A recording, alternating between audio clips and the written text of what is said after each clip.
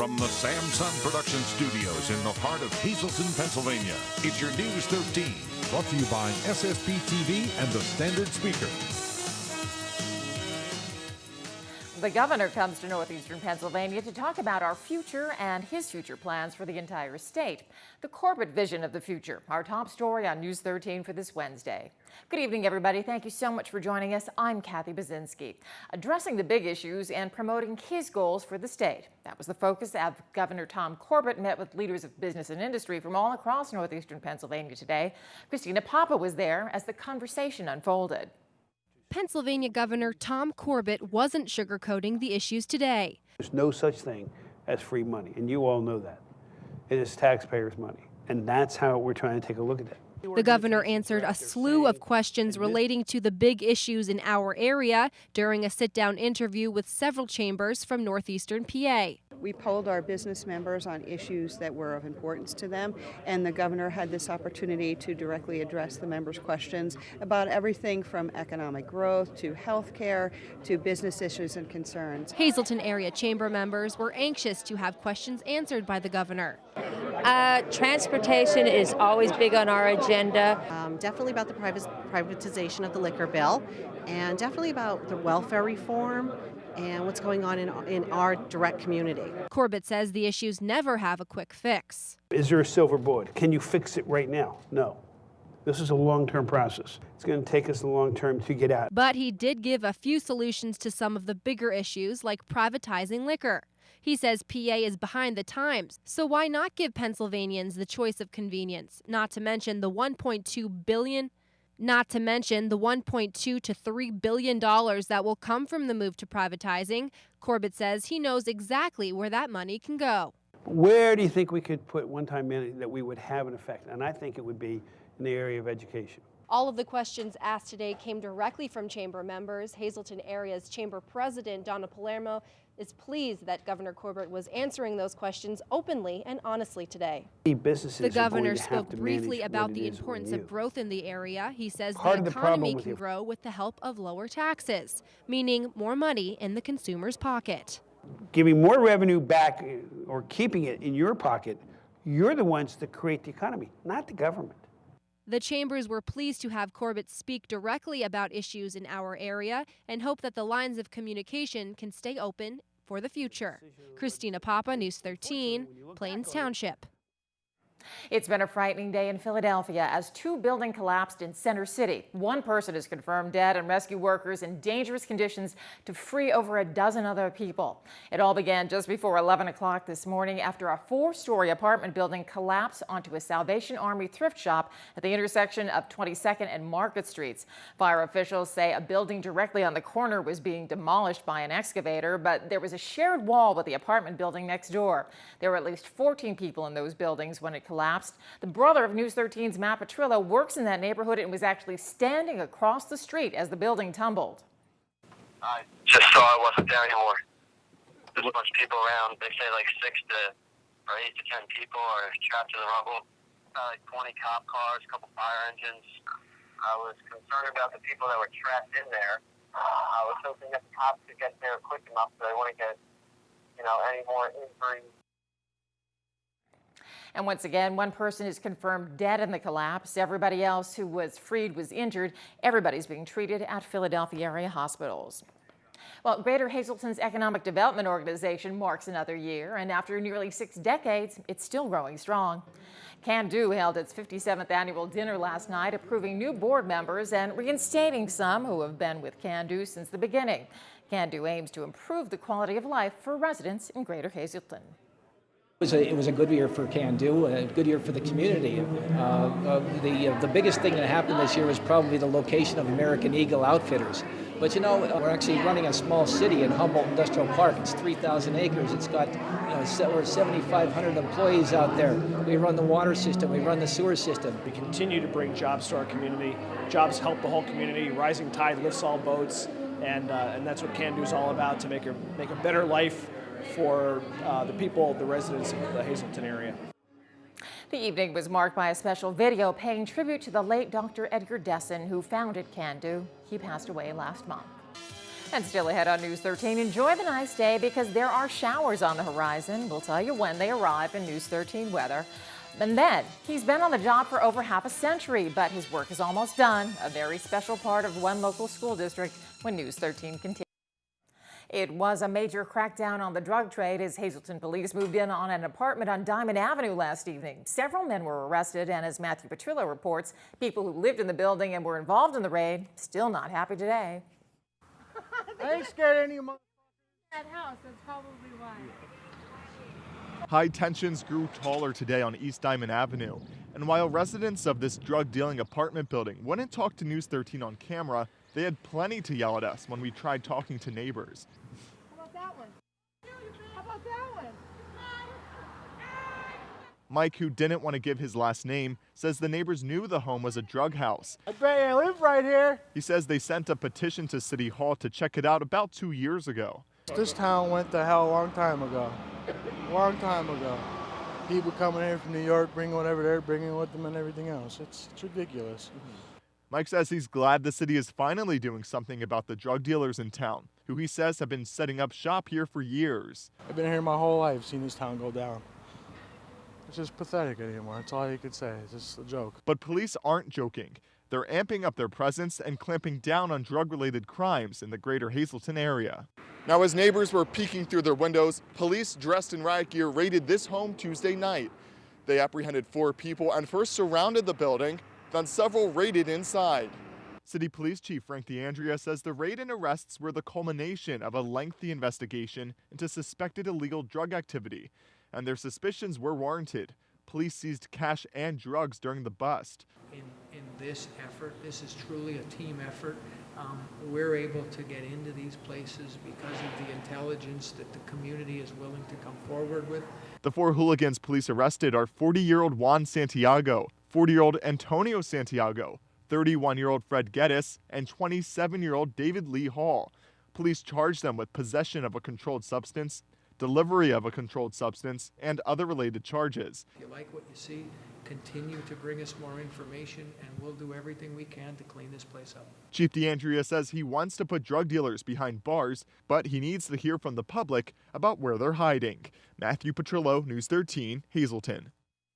Time now for our regional weather from the National Weather Service. Checking the radar, nothing but ground clutter, and we won't see any precip moving through until sometime tomorrow.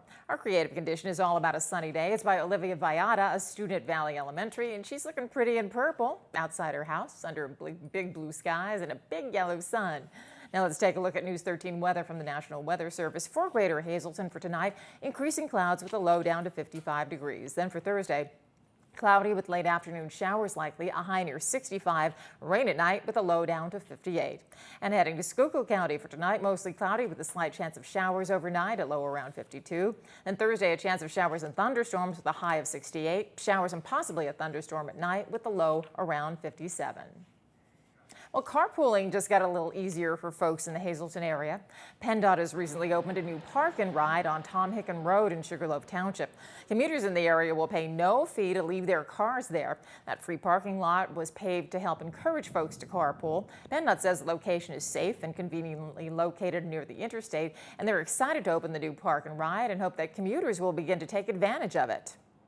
Good news for Hazleton, we just opened up the park and ride. This was an area that a lot of people were sort of using it as a de facto park and ride for quite a while now. It was just a dirt area where cars were parking. There's a lot of folks who work up at Tobyhanna and other places, but we were able to come in. We started just in February. We began the project. It's a $367,000 project, so it's not, in the scheme of things, not that expensive. We went in and beautified it, we paved it, and we think it'll be a really beautiful area, but a very useful area as well for the folks there. And again, it won't cost you anything to park your car in the lot. The park and ride will not only help folks save money, but PennDOT hopes the roads also get less wear and tear with fewer cars on them. And let's check the winning midday lottery numbers. Good luck if you play. The daily 997, Big 4 5637, Quinto 36317, and the treasure hunt 3, 5, 14, 16, 20. Hope you won.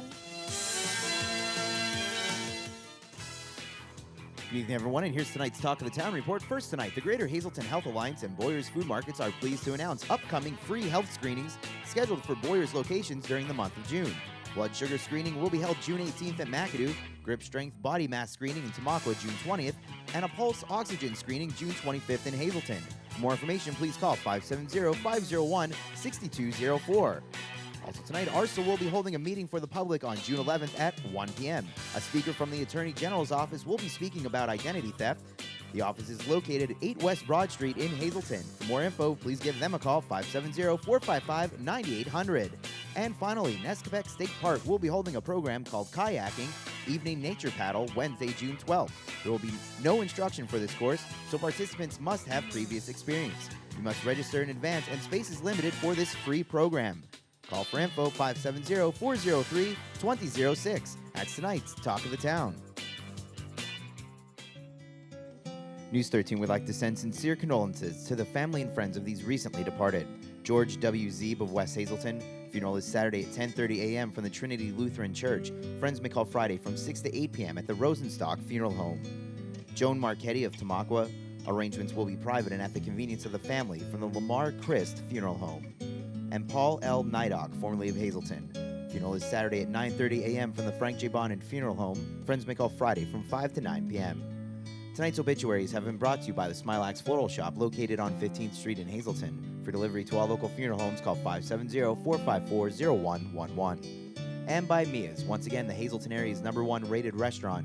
Call 570-501-3410 for information on luncheon packages. SSPTV Sports on News 13 with Fred Barletta Jr.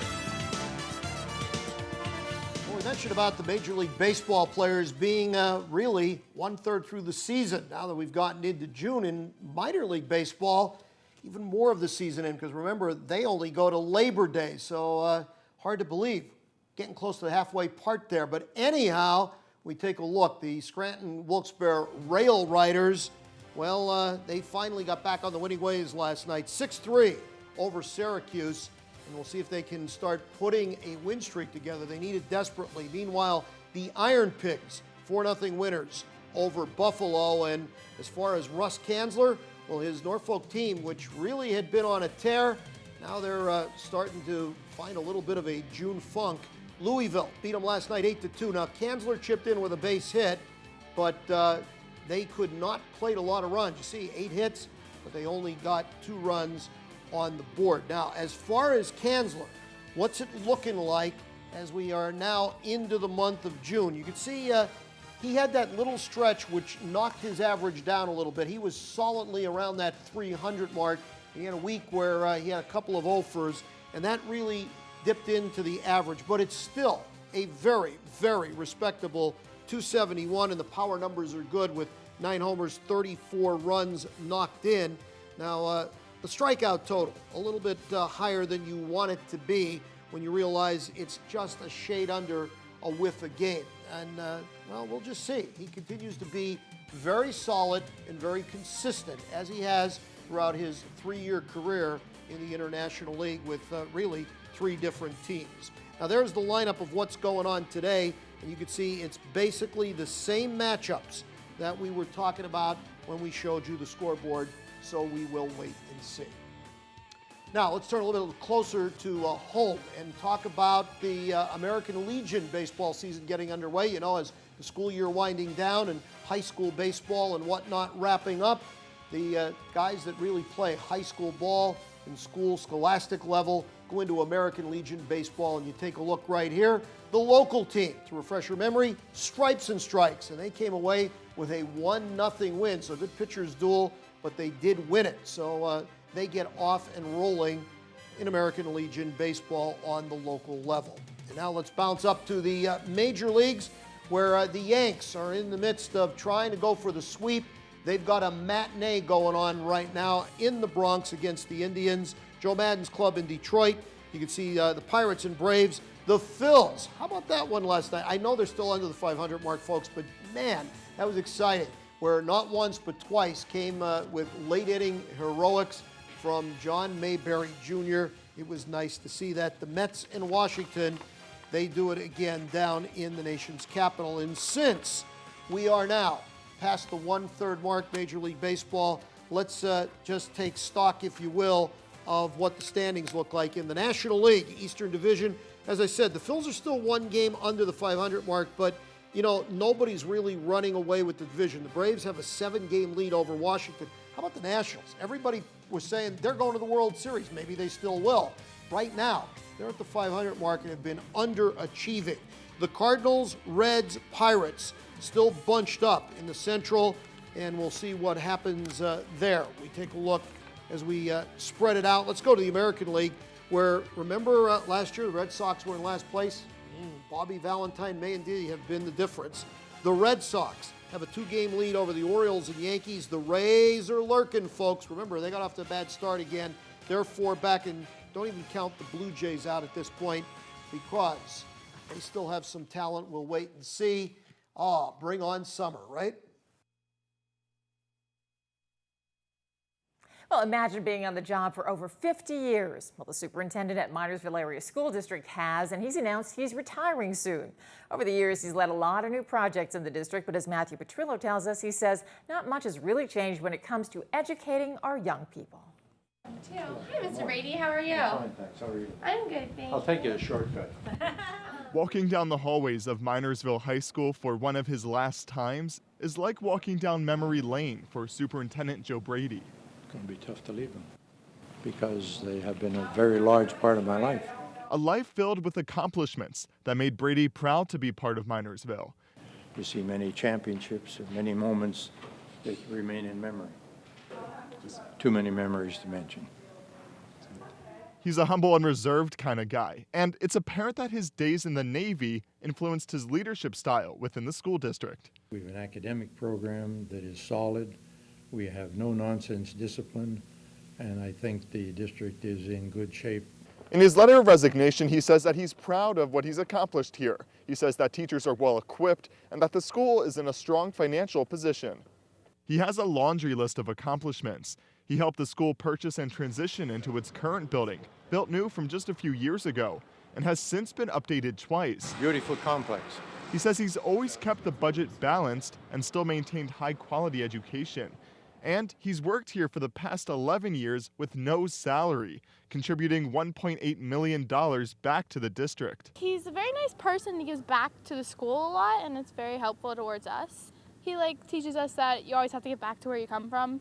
He's very much there for the students. But past the high-tech computers, new buildings, and fancy teaching aids, Brady's principals rely on good old-fashioned, high-quality teachers. I still believe that a good teacher takes over in a classroom, and that is the primary source of academic progress. Progress that is sure to continue after his departure, thanks to his commitment to education. Matthew Petrillo, News 13, Minersville. And on the other side of the spectrum, a very special graduation ceremony was held this morning, perhaps one of the more touching ones you'll see during this graduation season. Stephanie Gorney with a special celebration at the Helping Hands Society.